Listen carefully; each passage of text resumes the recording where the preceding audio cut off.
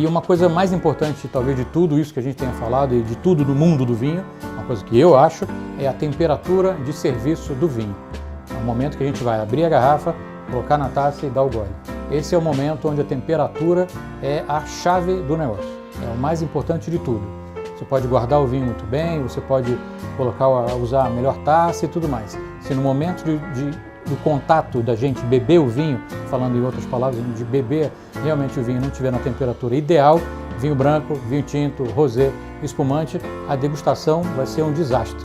Isso a gente pode acabar com a nossa degustação, pode acabar até com a nossa apresentação no momento que a gente está falando sobre o vinho, porque a gente vai provar o vinho e aquilo que a gente está falando que o vinho tem, às vezes não vai aparecer em função da temperatura. Parece bobagem a temperatura, mas é o que vai fazer o vinho aparecer no aroma, no sabor, no gosto e brilhar no momento correto que é que a gente vai degustar esse vinho delicioso.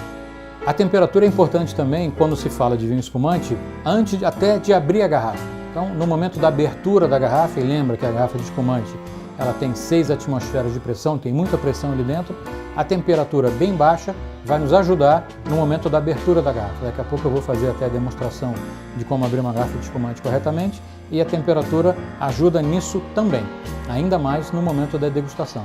Aqui a gente vai mostrar a temperatura dividida por vários tipos de vinho, os espumantes, o vinho branco mais encorpado, que é o caso do Chardonnay, dependendo de como ele é feito, a gente pode bebê-lo até por volta dos 12 graus de temperatura.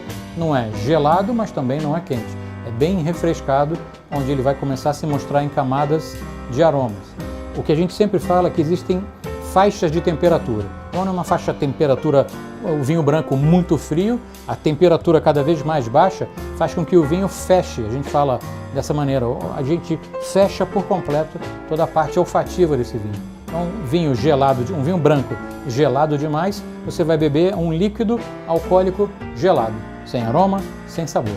À medida que a temperatura começa a subir lentamente, começam a aparecer todas essas camadas de perfume e de complexidade que o vinho tem para te mostrar. Então, tem que ser servido na temperatura correta.